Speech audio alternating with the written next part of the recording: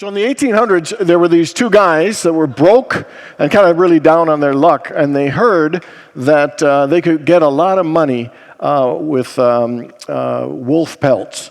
And so determined to become rich, they went wolf hunting, spending 16 to 18 hours a day tracking and searching and sitting there waiting, hunting for these wolves. And in 5 days, they did not even see one. And so they went to bed that night feeling a little bit discouraged and disheartened. And the next morning, the one guy, Sam, he woke up early and his eyes opened really wide as he saw, 60 or 70 wolves entirely circling them with their teeth showing. And in shock, he leaned over and reached to his partner, Ned, and he said, "Ned, wake up. We're rich! We're rich!" I like that joke. Not because it's funny, but because you think about the perspective he had when he looked out at what was before them, and it begs a question for all of us. When you look at the landscape of your life, what do you see?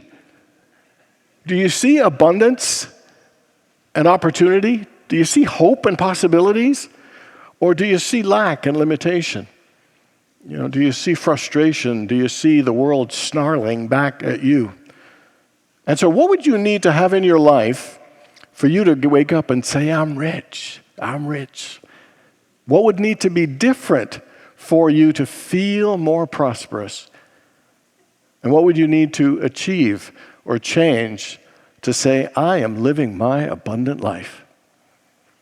Like these two guys, Ned and Sam, we all want something better in our lives. And better, it looks differently for all of us. It could be healing and harmony in our family. It could be more love in our relationships. It could be financial abundance. It could be success in our business. It could be feeling for a greater balance or health or energy or vitality, more fulfillment, a greater sense of purpose and meaning, or a deeper connection with the living Spirit of God. But whatever it is, every one of us is seeking something greater, seeking something better, seeking something deeper.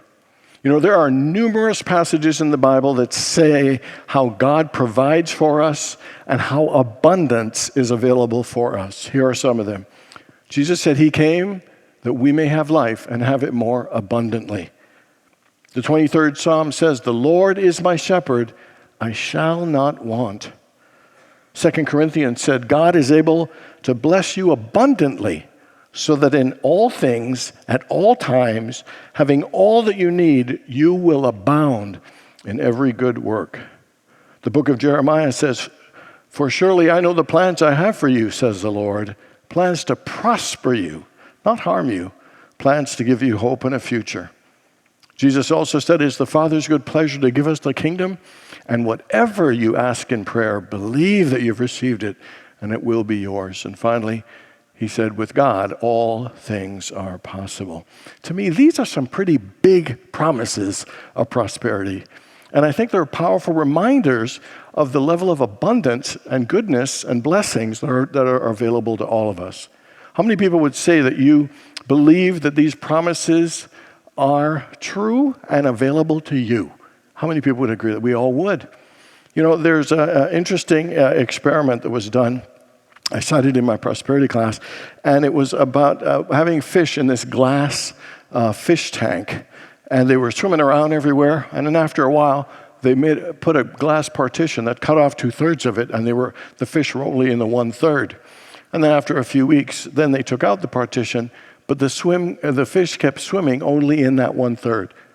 Even though there was no barrier anymore, they still did not explore and swim all over the tank that was accessible to all of them. And the truth is, sometimes we in our lives are swimming in the little limited, smaller area than what we really could that is available to us. Sometimes we live more limited versions of ourselves and our lives and our levels of happiness and success than what we really want and desire. And it's really unfortunate that we limit and restrict ourselves, because we are meant to live life and live it more abundantly. As true, as wonderful as those prosperity principles and promises are, the truth is they require our participation to work. It takes mental work, it takes spiritual work, it takes spiritual practices to increase the flow and the movement and the abundance of God's blessings in our lives. You know, we are here to live abundantly, but we have got to do the things to make that abundance move and flow in our lives. So today, we're going to start a 2-week series called The Keys to Living Abundantly. And the first one is to develop a mindset of abundance. Paul Zader said, there's a natural law of abundance which permeates the entire universe, but it will not flow through a doorway of belief in lack and limitation. The reality is we live in abundance. We live in an abundant universe. And I always remind everybody in our prosperity classes, there is more air than you can breathe. There is more love than your heart can hold. There are more ideas than your mind can conceive. There are more blessings and opportunities than you could possibly live. There's more sky than you can see, more stars than you can count. I mean, we live in an abundant universe. And sometimes we don't think that because our mindset believes in lack. Our mindset believes in limitation. Our mindset believes that there is just not enough. And sometimes, even though abundance is natural, we think that lack and limitation is normal because our minds have been conditioned. Here are 8 things that we condition ourselves with that make it hard for us to live more abundantly. The first one is worry. Man, we worry about everything. We're worried about the economy, we worry about the government, we worry about our money, our kids, our problems, our child. We worry about everything. The word worry means to choke off. We choke off the flow of abundance and peace when we worry. The second thing is we tend to focus on what we don't have and what isn't working. And that really limits our happiness when our focus is only on what isn't working and what we don't have. Another one, we complain. Life is so unfair. The weather is so hot still. Gas prices are so high. And then we affirm lack. I am always broke. Things never work out for me. I always end up on the short end of the stick. I just can't afford it. And we say it so often like we're affirming the lack. Another one is we don't feel worthy. Sometimes we don't think we're worthy of great success or abundance. Sometimes we're cheap with ourselves even when we have the money. And it's a sign that we don't think we're deserving of that kind of abundance. Another one is fear. I better hold on to what I have before I lose it. I better hold on tight because someone might take it. Another one, we have a hard time giving and sharing. Sometimes we're very protective of our stuff and don't want to give and share. Sometimes we're so stingy we won't even let somebody in traffic. We just will not. I'm not sharing. And then the last one is a sign that we really blocked off abundance is when we cannot be happy for other people's success. Because immediately when someone succeeds, we think, oh, their success means I lose, or that they have and I don't. And those are some unfortunate mindsets, but here is the foundation of abundance, and it is this. In John 3, verse 1 and 2, and it says, Beloved, I pray that you may prosper in all things and be in good health, just as your soul prospers. What it's saying is life prospers when your soul prospers. That the foundation of all prosperity and abundance and goodness is spiritual. The foundation is spiritual, and it is through our own consciousness. So my question is, how well do you prosper your soul? How well do you feed your spirit and nurture it? How much time do you spend sitting with spirits, sitting with God, in the silence, seeking God with all your heart, acknowledging, delighting yourself in God, immersing yourself in the mind of God, listening and being still, quieting ourselves. When it says, seek ye first his kingdom and his righteousness, and all these things will be added, it means when you fill your mind with the Spirit and presence of God, things will begin to flow easily, and the good you desire will attract. But when you chase those things without centering God, that's when life is a struggle. That is when life is difficult. Because as we prosper, we are filled with Spirit that begins to flow things in our lives with ease and grace. And what happens, the more we're filled with Spirit, guess what? The worry falls away. The anxiety and the fear, they begin to fall away the more we fill our consciousness with the living Spirit of God. One thing I think we all realize at some point in our spiritual path is that life is not about conditions, it's about our consciousness. that our consciousness dictates, not the conditions. Let's go to the example of Jesus with the loaves and fishes. There's a condition of lack, a condition of not enough loaves and not enough fish, something that could have been difficult. But it was Jesus' consciousness of abundance that he absolutely knew that everything would work out. He knew there were possibilities and solutions to solve this and move through that situation. And you know how Jesus built his consciousness of abundance, his God consciousness?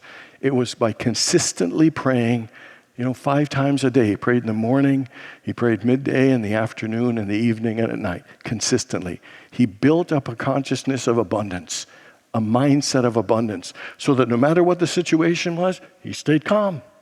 No matter what the situation, he knew that God would have an answer. There were unlimited possibilities of how well that would work out. And there's a situation of lack because of his consciousness turned out to be positive, inspiring, and miraculous. Amazing things happen. The question is, are we willing to commit ourselves to consistently keep building our consciousness by tapping into God and praying and meditating on a consistent, regular, daily basis? I mean, it's an important thing. There's a parable called the parable of the talents. Everybody know the parable of the talents? Master gives 5 talents to one of his servants, to 3 and then 1. And the first 2 double theirs, and the third one hid his because he was afraid to lose it. And then the parable ends with this line. To he who has, more will be given, and they will have an abundance. But to he who has not, even that which they have will be taken away. To he who has more will be given, and they'll have abundance. To he who has not, even that which they have will be taken away. First time I read that, I thought, that sounds like the rich get richer and the poor get poorer. That doesn't sound right. But here's what it was talking about. It was saying to those who have a consciousness of abundance and a consciousness of God, that even that they will have, and they will have an abundance. Their consciousness will attract more good to them. But to those who have a consciousness of lack and a fear that they'll lose and a mindset that there's never enough, that by the law of attraction, they will lose what they have. Does that make sense, everybody? Okay, the only answer is yes, because that is basically all that I have. My question for you is, if you really want to live a more abundant life, and this is the very foundation and the source of all abundance, how much time a day would you be willing to commit to prospering your soul, feeding your spirit, and sitting and spending time with God, Spirit, the source of all good? Because I would say that is the foundation, and that is the springboard for a better life and a more abundant life if you want to live it. Our prosperity affirmation for the prosperity class is today's. I live in God's abundance, and God's abundance lives in me. Together, I live in God's abundance, and God's abundance lives in me. Take a deep breath. I want you to say it with even more commitment. Let's go down to a half voice and just feel it as you say it together. I live in God's abundance, and God's abundance lives in me. Deep breath. Take it in and just even quieter, just speak it and affirm it to yourself. I live in God's abundance, and God's abundance lives in me. The first key to living abundantly is to maintain a mindset of abundance. The second one is to be a cheerful giver. Jesus in Luke 6, verse 38 says this, give, and it will be given to you. A good measure, pressed down, shaken together, and running over shall be poured into your lap. For the measure you give will be the measure you receive.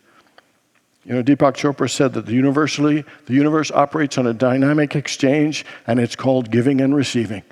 That is the thing that circulates the flow of abundance in our lives and in our world. And it's our willingness to give and to receive that keeps that abundance flowing in our lives. I love when it says, give and you will receive. Not you might or you could, but you will. And what that's saying is that is a law. Giving is a law. Giving is the activating force that gets the energy of life moving, gets the abundance in our lives moving. And it opens pathways and possibilities for the increased flow of good in all areas of our lives. The reason we get stuck and stagnant, the reason we experience lack and limitation is because of our relationship with giving. We think that giving is scary because giving means depleting or losing, the good that we have. And we have this fear of giving, that we just won't have enough. And that is not the truth, because giving is not depleting, it's enriching. That it will increase and expand in our lives, but we've got to utilize and get in the flow of that law and that consciousness. Proverbs 11, verse 24 says this: one person gives freely, yet gains even more. Another withholds unduly and only comes to poverty. Dr. Norman Vincent Peale, who wrote the book, The Power of Positive Thinking, had a sermon called Give First. And Jim Henson, the Muppet guy, had heard it, and he was really struggling because he had just developed the Muppets and things weren't going very well. And he took that sermon to heart, give first. So he started giving away all these puppet shows to kids and different festivals. He just started giving. A year later, he got invited to be on a show called Sesame Street. And I would say his giving expanded and increased the flow of opportunities and abundance in his life. It made a difference. Cammie Walker was really struggling with her life. Her business wasn't going well, her relationship wasn't going well, and physically she really wasn't feeling that good. A friend of hers said, every day for the next month, I want you to give something to someone. And even if it's a smile, if it's a compliment, if it's an encouraging word, or buying them a coffee, or opening a door for them, any way you can give every single day. By the 14th day, things had started changing. She felt better. Her relationship fell away and opened a space for something better. Her job, her clients picked up. She absolutely believes and says we should all make a 30-day challenge of giving something every single day, because she believes giving will change your life, because it opens your life to greater possibilities. It opens your life to greater good. The happiest people I know are people who give, are people who are generous in all ways. You ever find it feels really good when you give a helping hand and you help and support? You know why that is? Because giving connects us with our true nature. When Jesus said it's the Father's good pleasure to give us the kingdom, it's God's pleasure to give. We're created in the image and likeness of God. It gives us pleasure to give when we allow ourselves to give. And when we allow ourselves to give consistently and systematically, it is an important and powerful thing that lifts our lives. The hardest part of giving, we all know, is tithing. Because giving of our money is the thing that makes us survive. And we're thinking, hey, if I don't have enough money now, why is giving more money, making me have less money, going to help me? And it's because the law, give and you shall receive. There is a spiritual law that is beyond the condition, because it is about consciousness. And then when we get in the movement of that, things begin to change. Things begin to open up and transform. Tithing 10% of our income and our good scares us, and I totally understand. There's a powerful passage in Malachi 3, verses 8 to 10. I'm going to read you the first part, which I'm sure you've never heard before, and the second part's about tithing. But I want to read the first part for a reason, then I'll explain what it really means. Here's what it says. God speaking. Should people cheat God? Yet you have cheated me. But you ask, what do you mean? When did we ever cheat you? You have cheated me out of the tithes and offerings due to me. You are under a curse, for your whole nation has been cheating me. That sounds a little harsh and surprising to hear from God. However, it almost sounds like a loan shark coming for their money, or you could almost see like Goodfellas with Joe Pesci. I find that a little intimidating, but here's what that passage means spiritually. What it's saying was you can't cheat God means you can't cheat the law. You cannot cheat the law of circulation. You can't short it and expect to be getting more. Does this make sense? And it's saying that when you cheat the law and you cheat God, you cheat yourself. Because by withholding our good and not having faith in God, that we actually limit the good and the abundance in our lives. And so it's a powerful thing. The thing I find scary is like when you first learn tithing and you say like 10%, it's like, my gosh, 10% so much. Yet I go to a restaurant and that waiter or waitress brings me food. I give them 15%, 18%, 20%. God's only saying 10. I'm thinking that's a smoking deal. And I think about it this way. If God is the source of the 100% of good that I get in my life, I keep 90 of it, and then I give 10% to allow the 100% to keep flowing, I think that's a pretty smart business move. And it's a smart spiritual move. And I know it's scary and intimidating, but it is a powerful and important thing because tithing is the scariest form of giving. And if we can master the scariest form of giving, guess what? We relax and we absolutely trust the flow of God the same way that Jesus trusted the flow of God in that situation of lack and limitation.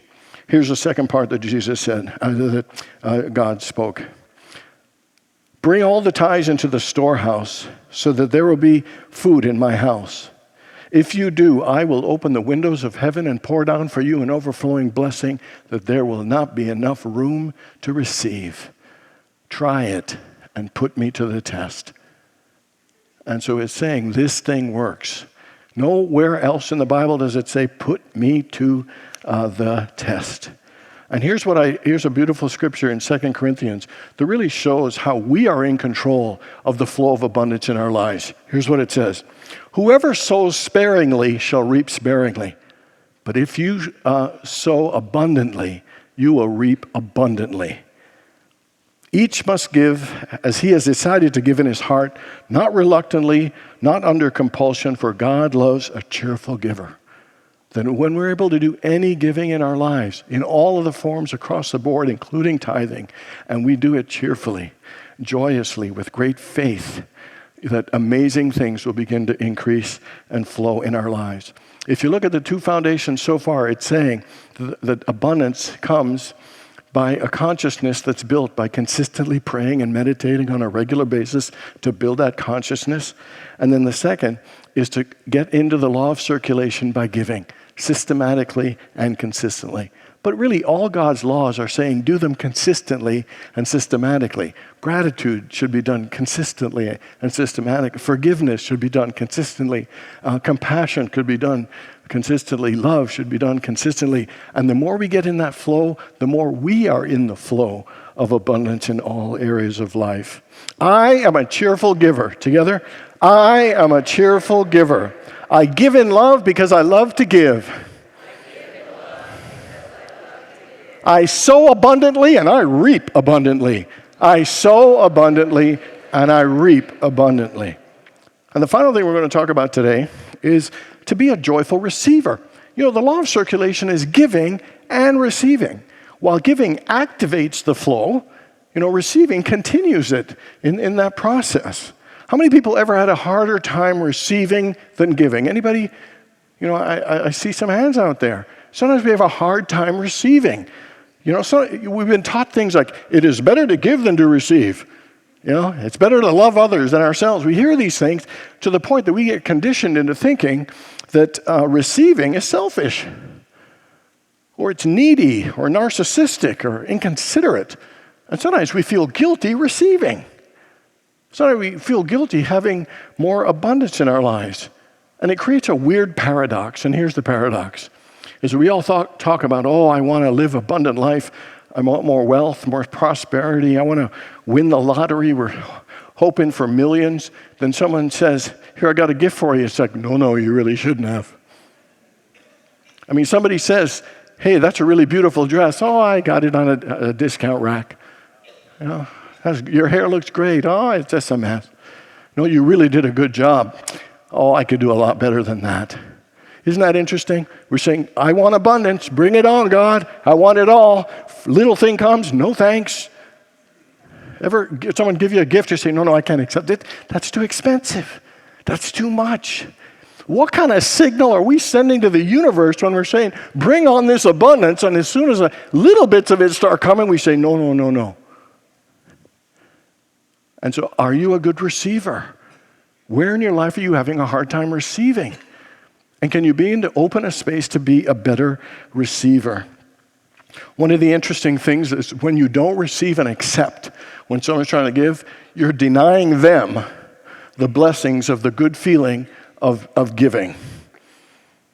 And you are stopping the flow of your own good and sending the exact opposite of message of what it is we say we want to experience in living a more abundant life.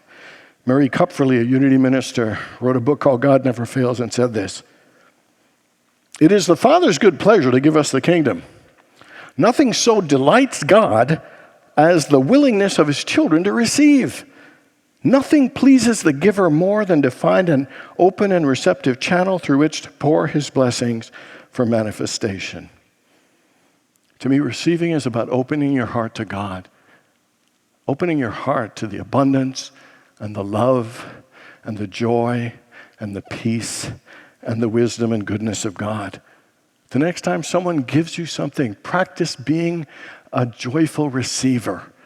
A compliment or a gift, I just want you to say, "Thank you. I appreciate that. Have I ever told you that you are a wonderful congregation? I appreciate that. Your hair is really looking gorgeous today. And that's a rocking outfit you got on. I have a gift I want to give you later." Giving and receiving, and the receiving part is equally as important. This week, I want you to practice being a joyful, accepting, open receiver, because you're worthy of it. Open your heart, open your mind and your life to the abundance of God by being a joyful receiver. I am a joyful receiver. Together, I am a joyful receiver. I am pleased to receive. I am worthy of living abundantly. I am a cheerful giver. I live in God's abundance, and God's abundance lives in me. Together. So we don't need to be swimming in a small area of the large pool of life that we're here to live. We aren't here to dummy down to play to some smaller version of who we came to be and the life that we came to be, but we have to bring these principles to life. So this week, I invite you to spend 20, 30, 40 minutes a day, prospering your soul to build, a mind of abundance. Be a cheerful giver. Systematically give, consistently. It will make a difference and open the flow in your life. And finally, be a joyful receiver. Open a space for more God, for more love, for more goodness. We all want a better life. And these three practices are truly the first keys to living abundantly. God bless you all.